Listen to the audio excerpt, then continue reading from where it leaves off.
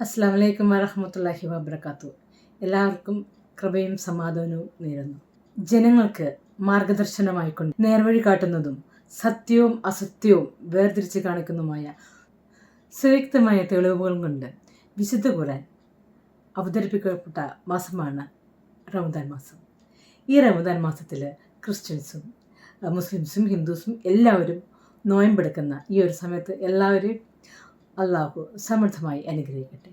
ഇന്നത്തെ വിഷയം ദൈവത്തെ ആരെങ്കിലും കണ്ടിട്ടുണ്ടോ എന്നുള്ളത് നമ്മളുടെ ഈ 3 വേദപുസ്തകങ്ങളിൽ നിന്നും നമുക്ക് ഒന്ന് നോക്കാം.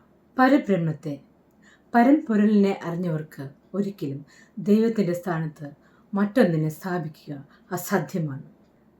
എന്തെന്നാൽ ഭഗവത്ഗീത 7 ശ്ലോകം 7 എന്തെന്നാൽ ചരടിൽ രത്നങ്ങൾ എന്ന പോലെ സകല പ്രപഞ്ചവും എന്നിൽ കോർക്കപ്പെട്ടിരിക്കുന്നു. ഭഗവത്ഗീത 7 ശ്ലോകം 7.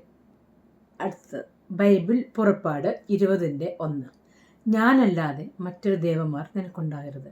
ആകാശത്തിലോ ഭൂമിയിലോ ഭൂമിക്ക് കീഴെ ജലത്തിലോ ഉള്ള ഒന്നിൻ്റെ പ്രതിമയോ ഒന്നും നിർമ്മിക്കുകയോ അതിനെ ആരാധിക്കുകയോ കുമ്പിടുകയോ അരുത്. ഖുറാൻ്റെ 6:103 കണ്ണുകൾ അവനെ കാണുകയില്ല, എന്നാൽ കണ്ണുകളെ അവൻ കണ്ടെത്തുകയും ചെയ്യും.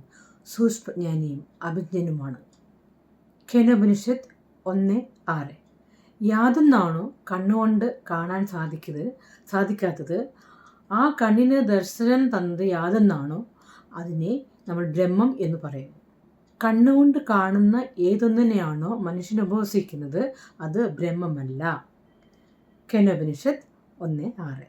പുറപ്പാടിൻ്റെ 33:20 ദൈവം മോശയുമായി സംസാരിക്കുമ്പോൾ മോശ ഒരാഗ്രഹം പ്രകടിപ്പിച്ചു.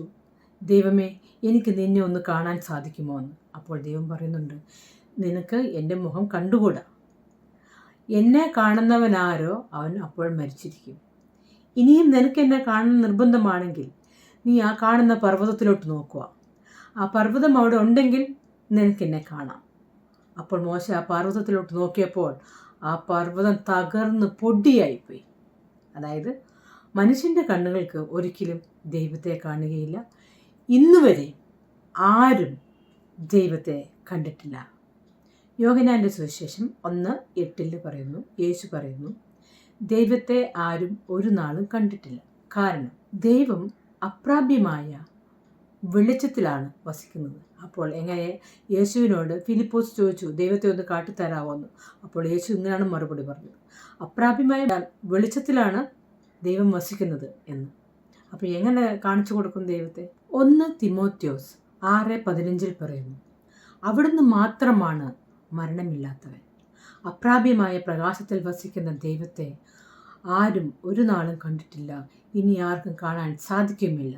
എല്ലാ സ്തുതിയും ആരാധനയും അവന് മാത്രം. അതാണ് ഇസ്ലാമിൽ എല്ലാവരും ആദ്യമായിട്ട് കലീമ പറയുന്നത്. അഷ്ഹദു അല്ലാ ഇലാഹ ഇല്ലല്ലാഹ് വ അഷ്ഹദു അന്ന മുഹമ്മദ് റസൂലുള്ളാഹി. ദൈവമല്ലാതെ മറ്റൊരു ദൈവമില്ല, ദൈവം ഏകനാണ്. മുഹമ്മദ് ഒരു പ്രവാചകൻ മാത്രം. പ്രവാചകനോട് ആരും പ്രാർത്ഥിക്കുന്നില്ല. ദൈവം ഒരാൾ, ഏകദൈവം. എല്ലാ സ്തുതിയും ആരാധനയും ഏകദൈവത്തിന് മാത്രം. ഇതാണ് കലീമ. ഈ നോയമ്പ് മാസത്തിലാണ് നമുക്ക് എല്ലാവർക്കും അറിവ് കിട്ടുക. ഇതൊരു പ്രത്യേകം പുണ്യമാസമാണ്. ഉപവസിച്ച് പ്രാർത്ഥിക്കുന്ന എല്ലാവർക്കും സത്യം വെളിപ്പെടുത്തി തരും. ഒരിക്കലും ദൈവം നമ്മളോട് ഇറങ്ങി വന്ന് നമ്മളോട് സംസാരിക്കത്തില്ല. ഒരുപക്ഷെ നമുക്കൊരു ബുക്സിൽ കൂടിയായിരിക്കാം, ചിലപ്പോൾ ഒരു വ്യക്തികളിൽ കൂടിയായിരിക്കാം, ചിലപ്പോൾ ഒരു അനുഭവങ്ങളിൽ കൂടിയായിരിക്കാം നമുക്ക് ദൈവത്തെ തിരിച്ചറിയാൻ കഴിയുക. ഈ അവസരത്തിൽ എല്ലാവരും എന്നെ വിശ്വസിക്കണമെന്നില്ല. ഞാൻ പറഞ്ഞ വേദപുസ്തകങ്ങളിലെ വേഴ്സസ് എടുത്ത് നോക്കി നിങ്ങൾ തിരുത്തുക, സ്വയം തിരുത്തുക. കാരണം ഖുറാനിൽ പറയുന്നുണ്ട്, ഒരിക്കലും ആരെയും നിർബന്ധന പാടില്ല, അത് സ്വയം സത്യവിശ്വാസിയാകണം എന്നാണ്. ഇന്ന് പലരും യേശുവിനെ തന്നെയാണ് ദൈവം എന്ന് പറയുന്നത്. ആദ്യമായിട്ട് നമുക്ക് ദൈവത്തിൻ്റെ ഡെഫിനേഷൻ എന്താണെന്ന് പഠിക്കാം. ദൈവം മരണമില്ലാത്തവനാണ്. ദൈവം ഉറക്കമില്ലാത്തവനാണ്. ദൈവത്തിനൊരിക്കലും ക്ഷീണമില്ല. ദൈവത്തിന് ആരംഭമില്ല, അവസാനമില്ല. ദൈവത്തിന് പിതാവില്ല, മാതാവില്ല, ഭാര്യയില്ല, മക്കളില്ല. അപ്പം നമ്മൾ ആദ്യം ദൈവത്തിനെക്കുറിച്ച് അതാണ് അറിയുന്നത്, അതാണ് നമ്മൾ പഠിക്കേണ്ടത്. ദൈവത്തിന് ആരും തുല്യനുമല്ല. പുറപ്പാട് 33:20 പറയുന്നത് ദൈവത്തിനെ ആർക്കും കാണാൻ സാധിക്കുകയില്ല, ഇനി അഥവാ കണ്ടാൽ അവൻ ജീവിച്ചിരിക്കുകയില്ല, അത് മരിക്കുമെന്ന്. അങ്ങനെയാണെങ്കിൽ യേശു ദൈവമാണ്. ഇന്നത്തെ ആൾക്കാർ മുഴുവനും യേശുവിനെ കണ്ടിട്ട് ആരും മരിച്ചില്ലല്ലോ. ദൈവം ഒരിക്കലും ഉറങ്ങുന്നില്ല എന്നാണല്ലോ നമ്മൾ ദൈവത്തെക്കുറിച്ച് പഠിച്ചത്. തോണിയിൽ യേശുവും അപ്പസ്തോലന്മാരും കൂടെ പോയപ്പോൾ വലിയ കാറ്റും മഴയെല്ലാം ഉണ്ടായി. അപ്പോൾ തോണി മുങ്ങാൻ തുടങ്ങിയപ്പോൾ യേശു എന്തെടുക്കുമായിരുന്നു? യേശു ഉറങ്ങുകയായിരുന്നു അല്ലേ? അപ്പോൾ യേശുവിനെ വിളിച്ച് ഉണർത്തിയപ്പോൾ യേശു കടലിനെ ശാന്തമാക്കി നമുക്ക് എല്ലാവർക്കും അറിയാം. ബൈബിളിൽ ഒരിടത്തും യേശു പറഞ്ഞിട്ടില്ല ഞാൻ ദൈവമാണെന്ന്. യേശു പറഞ്ഞേക്കുന്നത് ഞാൻ അയക്കപ്പെട്ടവനാണ്. ഇപ്പോൾ നിങ്ങൾ ചിലർ വിചാരിക്കും ദൈവപുത്രൻ എന്ന് വിളിച്ചല്ലോ. അപ്പോൾ പഴയ നിയമത്തിൽ ഒരുപാട് പ്രവാചകന്മാർ പഴയ നിയമത്തിൽ വന്നിട്ടുണ്ട്. അവരെയൊക്കെ ദൈവം പുത്രന്മാർ എന്നാണ് വിളിച്ചിരിക്കുന്നത്. അതിൻ്റെ ഏത് വേഴ്സസാണ് ഏത് ചാപ്റ്ററാണെന്ന് ഞാനിപ്പോൾ നോക്കി തന്നെ പറയാം. കാരണം കാണാതെ പറഞ്ഞ് എന്തെങ്കിലും തെറ്റായാൽ അതൊരു സംശയത്തിനിട വരും. അതുകൊണ്ട് ഞാനിവിടെ എഴുതിയിട്ടുണ്ട്, ഞാനത് നോക്കി തന്നെ പറയാം. അതുപോലെ തന്നെ യേശുവിനെ എന്താണ് നമ്മൾ ദൈവമായിട്ട് കാണാൻ കാരണം എന്താണ്? അത്ഭുതങ്ങൾ ചെയ്തതാണോ? അത്ഭുതങ്ങൾ ചെയ്തതാണെങ്കിൽ പഴയ നിയമത്തിലും ഒരുപാട് പ്രവാചകന്മാർ അത്ഭുതങ്ങൾ ചെയ്തിട്ടുണ്ട്. പിന്നെയുണ്ട് വചനം മാംസമായി നമ്മുടെ ഇടയിൽ വസിച്ചു. വചനം ദൈവമായിരുന്നു, ദൈവം നമ്മുടെ കൂടെയായിരുന്നു. അതിൻ്റെ അർത്ഥം എന്ന് വെച്ചാൽ വചനം ദൈവമായിരുന്നു. ദൈവം എന്തു പറയുന്നോ ഉണ്ടാകൂ എന്ന് പറയുമ്പോൾ അത് ഉണ്ടാകുന്നു. അപ്പം ആദത്തിനെ ഉണ്ടാക്കി, മണ്ണ് കൊണ്ടുണ്ടാക്കി അല്ലേ? അപ്പം ആദത്തിനെ ഉണ്ടാക്കി. അതുപോലെ യേശുവിനെയും ദൈവം വചനത്താൽ സൃഷ്ടിച്ചു. അങ്ങനെയാണ് വചനം മാംസമായി നമ്മുടെ ഇടയിൽ ആദവും യേശുവും വസിച്ചു. അതാണ് അതിൻ്റെ ഒരു ആൻസർ. ഇനി ഞാൻ ഇപ്പം നോക്കി തന്നെ പറയാം ആരൊക്കെയാണ് ദൈവപുത്രന്മാർ എന്ന് വിളിച്ചതെന്ന്. യാക്കോബ് എൻ്റെ പുത്രൻ എന്ന് പുറപ്പാടിൻ്റെ 4:22 പറയുന്നു. യാക്കോബ് എൻ്റെ പുത്രൻ. ദാവീദ് എൻ്റെ പുത്രൻ എന്ന് സങ്കീർത്തനം 2:7 പറയുന്നു. സോളമൻ എനിക്ക് പുത്രനായിരിക്കും എന്ന് 2 രാജ 7:14. ഇതെല്ലാം ആലങ്കാരികമായിട്ട് പറയുന്നതാണ്. അപ്പോൾ ഒത്തിരി പേരെ ദൈവം പുത്രന്മാർ വിളിച്ചിട്ടുണ്ട്. അവരെല്ലാം ദൈവത്തിൻ്റെ പ്രവാചകന്മാരായിരുന്നു. ഇനി ആരൊക്കെയാണ് അത്ഭുതങ്ങൾ ചെയ്തതെന്ന് പറയാം. 1 രാജാക്കന്മാർ 17:22 ഏലിയ പ്രവാചകനുണ്ടായിരുന്നു. ഏലിയ പ്രവാചകൻ മരിച്ച കുട്ടിയെ ജീവിപ്പിച്ചു. മരിച്ചയാളെ ഏലിയാവിൻ്റെ കല്ലറയിലിട്ടപ്പോൾ അദ്ദേഹത്തിൻ്റെ അസ്ഥികൾ തട്ടി മരിച്ചയാൾ ജീവിച്ച് കാലൂന്നി എഴുന്നേറ്റു. 2 രാജ 13:21. മോശ പ്രവാചകന്റെ കരങ്ങളാൽ കടൽ പിളർന്ന് ഉണങ്ങിയ നിലത്തുകൂടി ഇസ്രായേൽക്കാർ നടന്നുപോയി.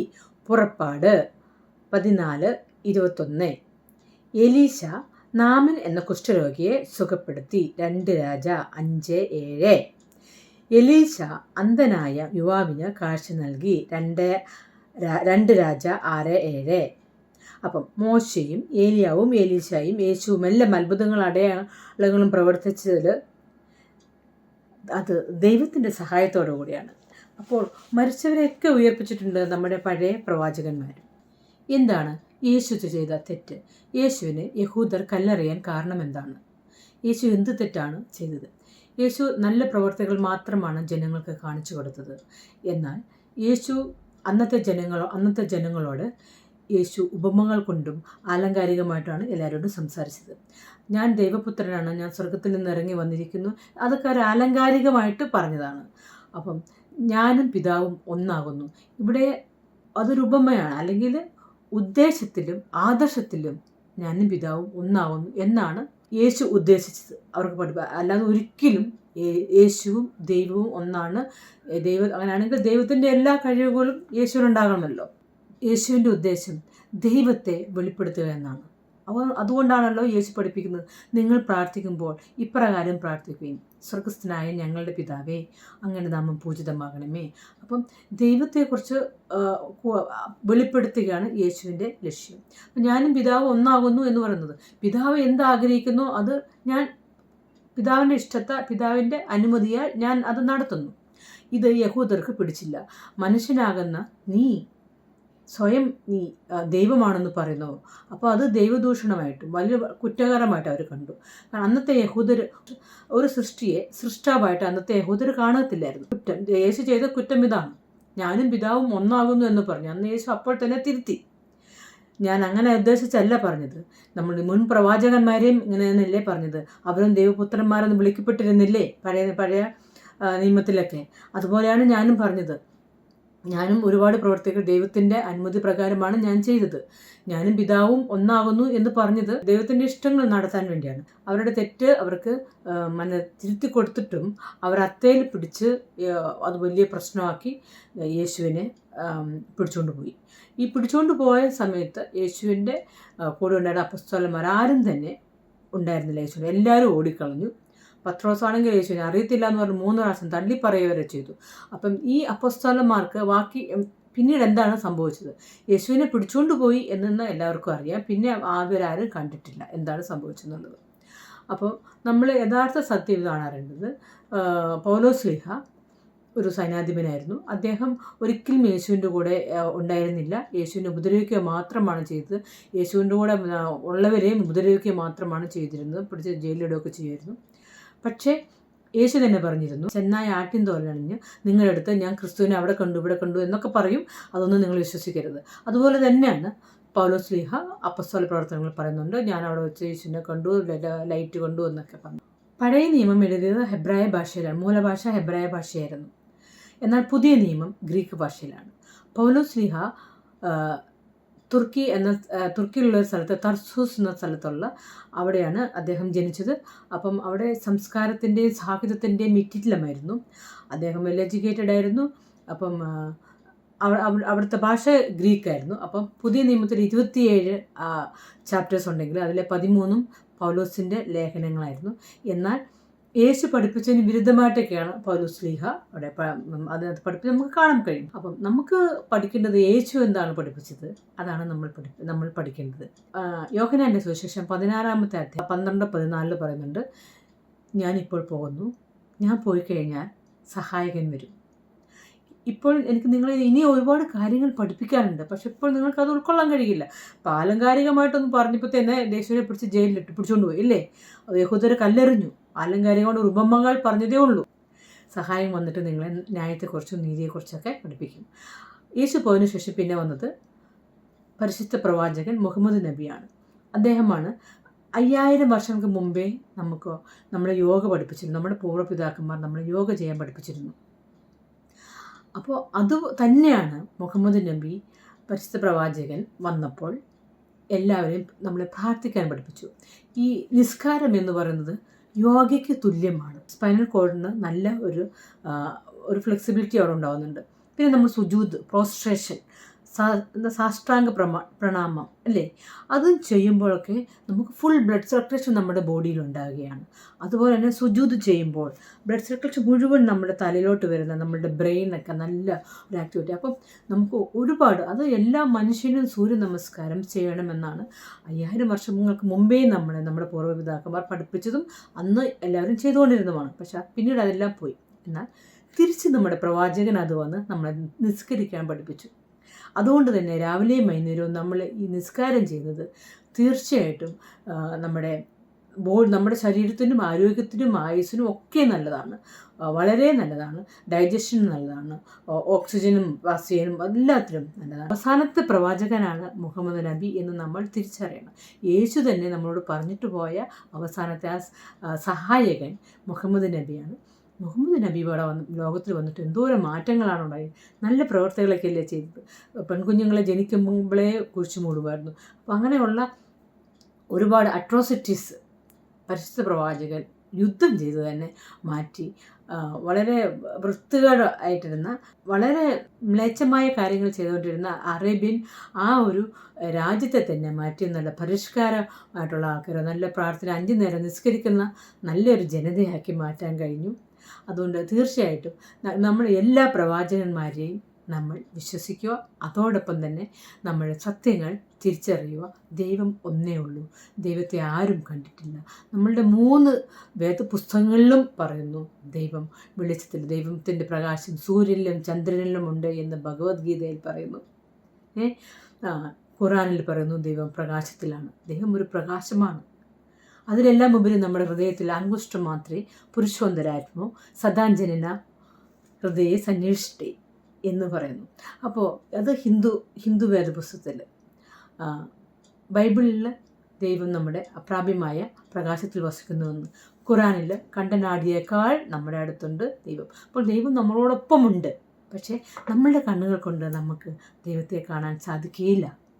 ദൈവത്തിന് തുല്യനാരുമില്ല, ദൈവത്തിന് മരണമില്ല എന്ന് വിചാരിക്കുക. അപ്പോൾ ദൈവത്തിന് ആർക്കും കാണാൻ, അപ്പോൾ യേശുവിനെ നമ്മളെല്ലാവരും കണ്ടല്ലോ. അപ്പോൾ നമുക്കൊരിക്കലും യേശുവിനെ നമുക്ക് എങ്ങനെ ദൈവമായിട്ട് കാണാൻ പറ്റും? മോശയെ പോലെയും എലിയായെ പോലെയും എലീശ പോലെയും മുഹമ്മദ് നബീനെ പോലെ എല്ലാവരെ പോലെയും ഒരു പ്രവാചകൻ മാത്രമായിരുന്നു യേശു എന്ന് ആ സത്യം നിങ്ങൾ മനസ്സിലാക്കുക. യേശു തന്നെ പഠിപ്പിച്ച പ്രാർത്ഥനയിൽ, സ്വർഗസ്ഥനായ ഞങ്ങളുടെ പിതാവേ, ആ പിതാവ് എല്ലാം സൃഷ്ടിച്ച, ആകാശവും ഭൂമിയും എല്ലാം സൃഷ്ടിച്ച ആ ഒരേ ഒരു ദൈവത്തെ മാത്രമാണ് നമ്മൾ പ്രാർത്ഥിക്കേണ്ടത്. അതുപോലെ തന്നെ ക്രിസ്ത്യൻസിൻ്റെ കൽപ്പനകൾ, എല്ലാവർക്കും കൽപ്പന, ഹിന്ദുസിലും ഉണ്ട്, ഹിന്ദുസത്തെ കൽപ്പനകളുണ്ട്, ഇന്നൊക്കെ കമാൻഡ്മെൻറ്റ്സ്, ഇന്നത് ചെയ്യാൻ പാടില്ല, ഇന്നത് ചെയ്യണം. ക്രിസ്ത്യൻസിലും ഉണ്ട്, ഖുറാനിലും ഉണ്ട്, എന്ത് ചെയ്യണം എന്ന് ചെയ്യണ്ടെന്ന്. അപ്പോൾ ക്രിസ്ത്യൻസിൻ്റെ ആദ്യത്തെ കമാൻഡിൽ ആദ്യത്തെ എന്താ പറയുക? നിൻ്റെ കർത്താവായ ദൈവം ഞാനാകുന്നു, ഞാനല്ലാതെ മറ്റൊരു ദൈവം നിനക്കുണ്ടാവരുത്. ഇല്ലേ? അത് ഒരേ ഒരു ദൈവം, ആ ദൈവത്തോട് മാത്രം പ്രാർത്ഥിക്കുക. അപ്പോൾ എല്ലാവരും ഫോളോ ചെയ്യേണ്ടത് അവരവരുടെ വേദപുസ്തകത്തെ മാത്രമാണ്. അല്ലാതെ നമ്മളുടെ പൂർവ്വപിതാക്കന്മാരൊക്കെ നമ്മളെ തെറ്റായ രീതിയിൽ പഠിപ്പിച്ചിട്ടുണ്ട്. അതല്ല, നമ്മളുടെ വേദപുസ്തകം നോക്കി നമ്മളുടെ തെറ്റുകൾ തിരുത്തി യഥാർത്ഥ ദൈവത്തോട് നമ്മൾ പ്രാർത്ഥിക്കുക. അപ്പോൾ എല്ലാവരെയും ദൈവം സമൃദ്ധമായി അനുഗ്രഹിക്കട്ടെ എന്ന് പ്രാർത്ഥിച്ചുകൊണ്ട് ഈ ഒരു നോയമ്പ് വളരെ വിജയകരമായിട്ട് പൂർത്തീകരിക്കാൻ എല്ലാവർക്കും സാധിക്കട്ടെ എന്ന് പ്രാർത്ഥിച്ചുകൊണ്ട് എല്ലാവർക്കും അസ്സലാമു അലൈക്കും വറഹ്മത്തുള്ളാഹി വബറകാതുഹു.